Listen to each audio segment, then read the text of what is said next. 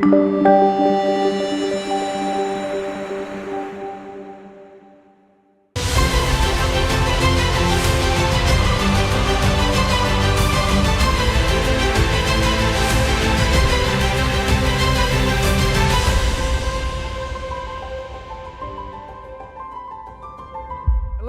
I'm Todd Sanford, and just so you know, I'm a cowboy from West Texas, and these are some pretty hard names in this 1 Kings 15 through 17 that I'm going to read, so bear with me and don't hold me to them, but I'll do the best I can. 1 Kings chapter 15. In the 18th year of the reign of Jeroboam, son of Nebat, Abijah became king of Judah, and he reigned in Jerusalem 3 years. His mother's name was Maacah, daughter of Abishalom. He committed all the sins his fathers had done before. His heart was not fully devoted to the Lord his God, as the heart of David, his forefather, had been. Nevertheless, for David's sake, the Lord his God gave him a lamp into Jerusalem by raising up a son to succeed him and by making Jerusalem strong.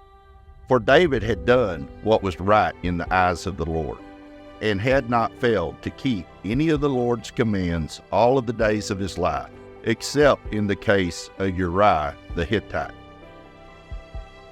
There was a war between Abijah and Jeroboam throughout Abijah's life. As for the other events of Abijah's reign and all he did, are they not written in the book of the annals of the king of Judah? There was a war between Abijah and Jeroboam, and Abijah rested with his fathers and was buried in the city of David, and Asa, his son, succeeded him as king. In the 20th year of Jeroboam, king of Israel, Asa became king of Judah, and he reigned in Jerusalem 41 years. His grandmother's name was Maacah, daughter of Abishalom. Asa did what was right in the eyes of the Lord, as his father David had done. He expelled the male shrine prostitutes from the land and got rid of all the idols his fathers had made. He even deposed his grandmother, Maacah, from her position as queen mother, because she had made a repulsive Asheron pole. Asa cut the pole down and burned it in the Kidron Valley. Although he did not remove the high places, Asa's heart was fully committed to the Lord all his life. He brought into the temple of the Lord the silver and the gold and the articles that he and his father had dedicated. There was war between Asa and Baasha, king of Israel, throughout their reign. Baasha, king of Israel, went up against Judah and fortified Raham to prevent anyone from leaving or entering the territory of Asa, king of Judah. Asa then took all the silver and gold that was left in the treasuries of the Lord's temple of his own palace.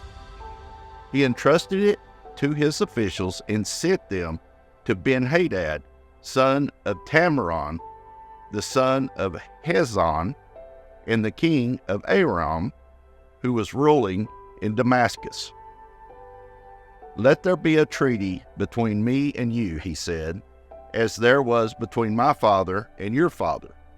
See, I am sending you a gift of silver and gold. Now break your treaty with Baasha, king of Israel, so he will withdraw from me." Ben-Hadad agreed, and King Asa and sent the commanders of his forces against the town of Israel. He conquered Ijon, Dan, Abel, Beth, Maacah, and all the Kidron, in addition to Naphtali. Yeah, I told you. When Baasha heard this, he stopped building Roham and withdrew Tirzah. Then King Asa issued an order to all of Judea. No one was exempt, and they carried away from Raham the stones and timber Baasha had been using there. With them, King Asa built up Gerba in Benjamin, and also Mizpah. As for all the other events of Asa's reign, all his achievements, all he did, and the cities he built, are they not written in the book of the annals of the kings of Judah? In his old age, however, his feet became diseased. Then Asa rested with his fathers and was buried with them in the city of his father David. And Jehoshaphat, his son, succeeded him as king. Naboth, son of Jeroboam, became king of Israel in the 2nd year of Asa, king of Judah, and he reigned over Israel 2 years. He did evil in the eyes of the Lord, walking in the ways of his father and in his sin, which he had caused Israel to commit. Baasha, son of Ahah, of the house of Issachar, plotted against him, and he struck him down at Gibeonah, a Philistine town, while Naboth and all Israel were besieging it. Baasha killed Naboth in the 3rd year of Asa, king of Judah, and succeeded him as king. As soon as he began to reign, he killed Jeroboam's family, his whole family. He did not leave Jeroboam anything that breathed, but destroyed them all, according to the word of the Lord given through his servant Ahah and Shilonot. Because of the sins of Jeroboam had committed and had caused Israel to commit, and because he provoked the Lord, the God of Israel, not to anger. This is a tough one. As far as the other events of Naboth's reign and all he did, are they not written in the book of the annals of the kings of Israel? There was a war between Asa and Baasha, king of Israel, throughout their reigns. In the 3rd year of Asa, king of Judah, Baasha, son of Ahah, became king of all Israel in Tirzan, and he reigned 24 years. He did evil in the eyes of the Lord, walking in the ways of Jeroboam and his sin which he had caused Israel to commit. Then the word of the Lord came to Jehu, son of Hanani, against Baasha. I lift you up from the dust and made you leader of my people Israel. But you walked in the ways of Jeroboam and caused my people Israel to sin, to provoke me to anger by their sins. So I am about to consume Baasha and his house, and I will make your house like that of Jeroboam, son of Nebat. Dogs will eat those belongings to Baasha who die in the city, and birds of the air will feed on those who die in the country. As for the other events of Baasha's reign, what he did and his achievements, are they not written in the book of the annals of the kings of Israel? Baasha rested with his fathers and was buried in Tirzan, and Elah, his son, succeeded him as king. Moreover, the word of the Lord came through the prophet Jehu, son of Hanani, to Baasha and his house, and because of all the evil he had done in the eyes of the Lord, provoking him to anger by these things he did, and becoming like the house of Jeroboam, and also because he destroyed it. In the 26th year of Asa's king of Judah, Elah, son of Baasha, became king of Israel, and he reigned in Tirzan 2 years. Zimri, one of his officials who was the commander of half of his chariots, plotted against him. Elah was in Tirzan at the time, getting drunk in the home of Arzah, the man in charge of the place at Timnah.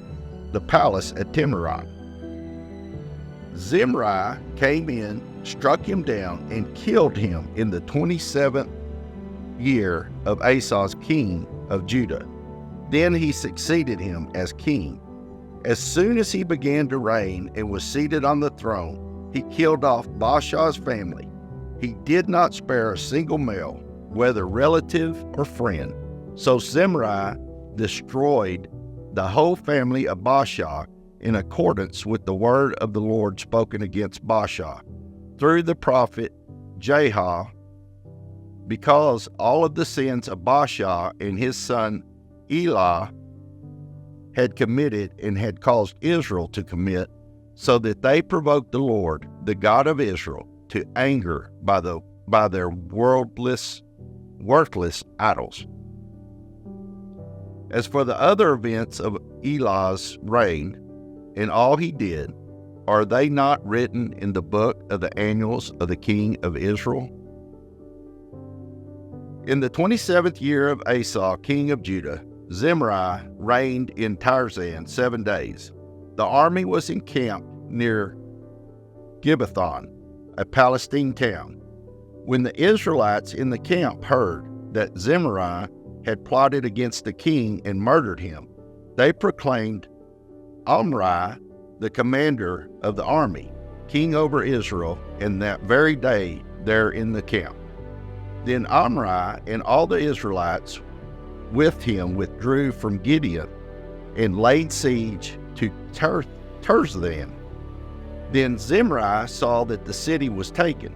He went into the citadel of the royal palace and set the place on fire around him.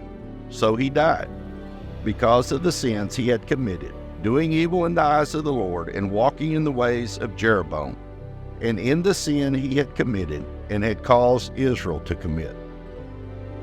As for the other events of Zimri's reign and the rebellion he carried out, are they not written in the book of the annals of the king of Israel? Then the people of Israel were split into two factions. Half supported Tibni, son of Ginath, for king, and the other half supported Omri. But Omri's followers proved stronger than those of Tibni, son of Ginath. So Tibni died, and Omri became king. In the 21st year of Asa, king of Judah, Omri became king of Israel, and he reigned 12 years, 6 of them in Tirzan. He bought the hill of Samaria. He bought the hill of Samaria from Shurma for 2 talents of silver, and built a city on the hill, calling it Samaria. After Shurma, the name of the former owner of the hill. But Omri did evil in the eyes of the Lord, and sinned more than all of those before him. He walked in all the ways of Jeroboam, son of Nebat, and in his sin which he had caused Israel to commit. So they provoked the Lord, the God of Israel, to anger by their worthless idols. As for the other events of Omri's reign, what he did and the things he achieved, are they not written in the book of the annals of the king of Israel? Omri rested with his fathers and was buried in Samaria, and Ahab, his son, succeeded him as king. In the 38th year of Asa's king of Judah, Ahab, son of Omri, became king of Israel, and he reigned in Samaria over Israel 22 years. Ahab, son of Omri, did more evil in the eyes of the Lord than any of those before him. He not only considered it trivial to commit the sins of Jeroboam, son of Nebat, but he also married Jezebel's daughter of Ethbaal, king of the Sidonians, and began to serve Baal and worship him. He set up the altar of Baal in the temple of Baal that he built in Samaria. Ahab also made an Asherah pole and did more to provoke the Lord, the God of Israel, to anger than did all the kings of Israel before him. In Ahab's time, Hiel of Bethel rebuilt Jericho.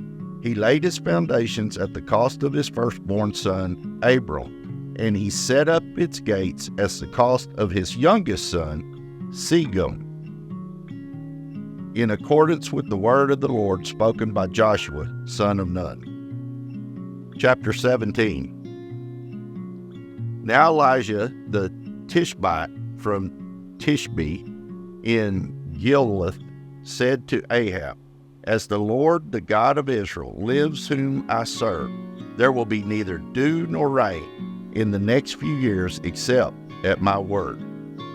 Then the word of the Lord came to Elijah, "Leave here, turn eastward, and hide in the Kerith ravine, east of the Jordan.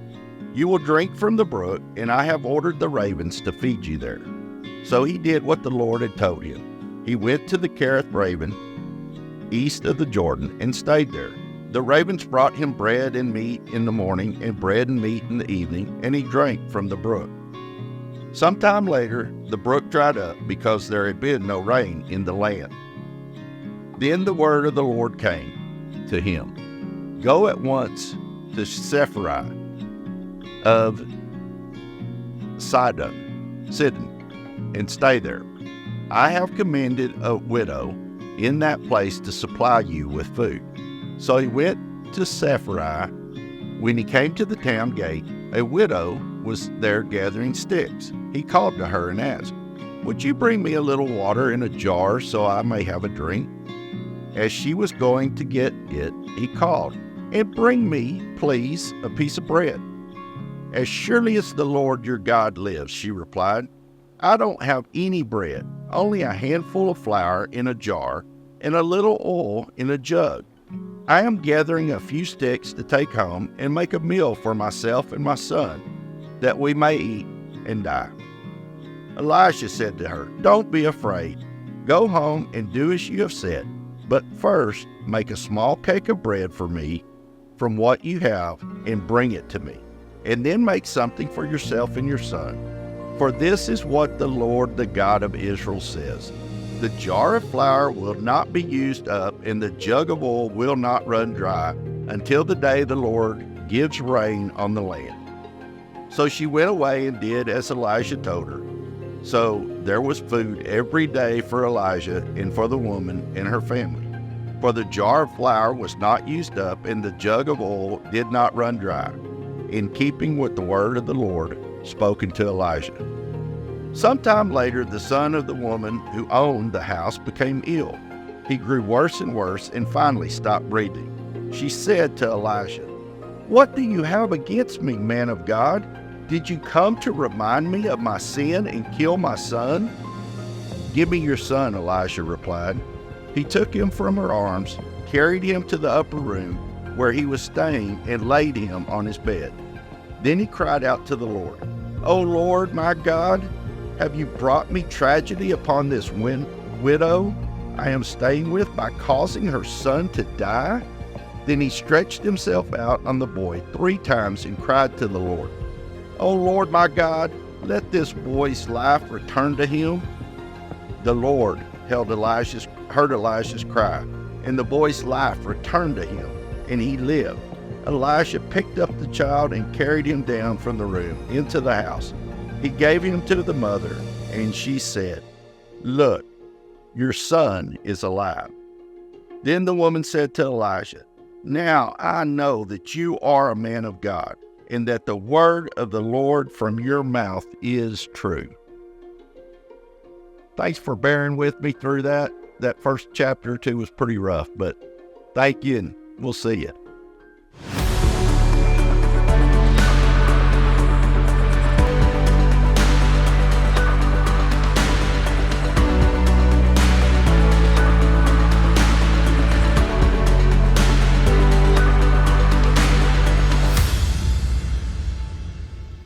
Hello, and welcome to Fear into Faith Global Bible Revival, where we're on a mission to get 1 million people to read the Word of God. My name is Summer Day, and I have with me in the studio Mr. Todd Sanford.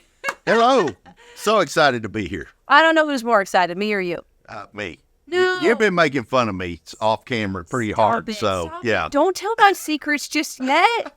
It's not making fun. It's just having some fun with the family. Folks, they're making fun of my accent, I my love cowboy your accent. Stop it right now. Yeah. So, accent, yeah. You're amazing. You're amazing. I'm so grateful for you for being here.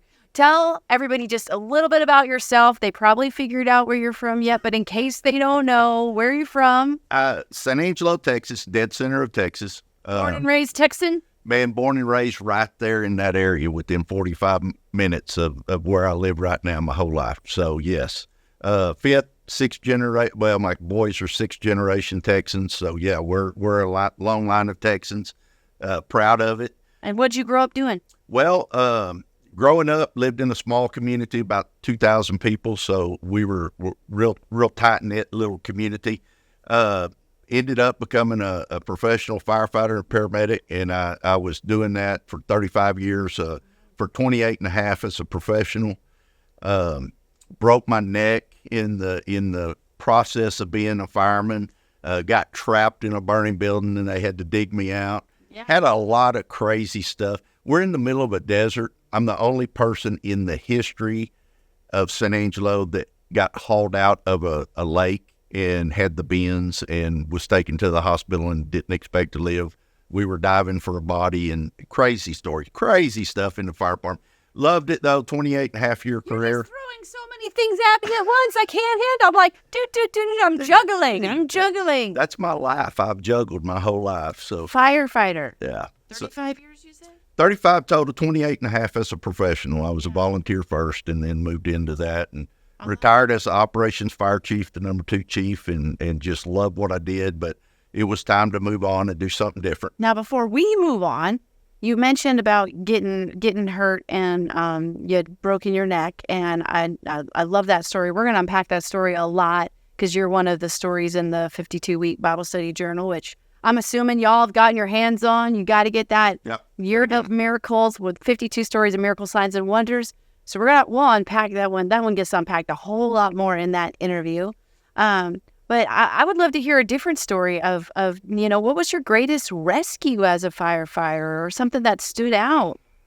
Man, I had a couple, had some as paramedics, delivered 3 babies. Okay, yeah. That's not something that other people do at their job. No, those were crazy. Those were crazy. How does that work? Is it because somebody just calls the paramedics and you were the one that showed up? Yeah, they're having a baby, and so they panic and call up paramedics. We delivered 2 at the house, and then 1 was in the back of the ambulance. Okay.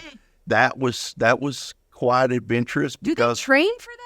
Yeah, we did. No way. We did. You train for it, but you're not prepared for it. I mean, I bet it really. It's not like catching a football, right? I know you were a quarterback. No, it was slippery as no. It's catching a football. I mean, yeah, I had 3 kids of my own. Yeah, that was very controlled in the back of an ambulance going. I mean, because the driver. Oh, it was driving. It wasn't even stopped. No, you're delivering. We were going, gosh, and the driver's hauling it. The ambulance is going everywhere, and the baby goes, and you're just sliding everywhere, and it's crazy. Okay, I was picturing a stopped ambulance. So no, you guys didn't even stop. No, the baby. No, I'm screaming in the back, get me to the hospital because I don't want to deliver this baby. So my driver's driving real fast. But that's anything stand out from a fire rescue? We had one. You talk about, we're here talking about faith and stuff. And I'll say that truly there's been a bunch of rescues of me that were amazing, that firemen came in and saved me at some fires. But the one that stands out was everything fell into place one day. We had a lady that she caught her house on fire, and she tried to put it out herself, and then she ran to her bedroom and got trapped. One of the firemen found her and pulled her out, carried her, met me in the hallway. I was just coming in, handed her to me. I carried her, brought her out, just happened to have one of my men that had been taking an ambulance to a hospital visit, brought the ambulance by, heard the call come in and parked the ambulance. So we had all of our equipment right there. Yeah. I carried the lady out. She wasn't breathing. We laid her down. We intubated her. We started CPR. We brought her back and saved her life. I mean, so as far as life saving, that one would probably be the tops on the saving somebody's life in a fire. That was pretty cool. Now, did you always want to be a firefighter? I think I did. My grandparents gave me a ladder truck when I was a little kid, probably 5 years old. My uncle was a volunteer, so I really did. And that was always what I wanted to do. At 16, you could become a volunteer if your parents signed off on you. Yeah. My parents refused to sign off, said that's too dangerous. So my 17th birthday, the day I turned 17, you were considered an adult and you could sign off for yourself. Wow. And I went and joined the volunteer. So from the day I turned 17 till I retired, I was always a firefighter. And so, yeah, I wanted to do it. And then life threw some curveballs at me and really didn't have a choice. You know, I had to pursue that. I had to quit college. We lost our home growing my home that I grew up. I was in college. My mom lost the home, had no place to live. So I quit college. I moved home. Me and her found a tiny little FHA house, and we were living in that little tiny community. And I did that for I don't know, a year and a half, 2 years. Okay, and wasn't. We gotta pause you again. So you dropped out of college to go take care of your mom. Well, in my mind, I did. In my mind, I went home because she had nothing and she needed me. But to be real honest, I went home and I was I'd been playing football at college. I'd finally made the team. I was a second string, strong safety, and I was living the dream I always had. And yeah, so we mentioned you were a quarterback in high school. I was, okay. and just loved football more than anything back then. And so when I quit, to be real honest, I tell everybody, yeah, I went home for my mom. But the reality was when I got home, I was messed up. I was mad. I was angry at my father because he was the reason we lost our home. Mom and dad had divorced already, but he was the reason. And so I was so angry. I'd go to work every day, and then the check that I had that I should have been helping mom with went to the local bar. And that's where I spent my time. And so yeah, I always say, but you came home with good intentions. I did, and I made it up to her later on in life. My mom is, we're fixing to celebrate her 85th birthday. I love it. I bought her a house right next to me. She lives right next to me. Aww. We see her or talk to her just about every day. She's an amazing, amazing woman. Everything that I became in my life, I owe to that woman just for protecting me when I was younger in high school and junior high. She's always been my rock. I love it. So you went back to take care of your mom, but you're definitely taking care of her now. She's living right next door to you. You're seeing her every day. Yeah.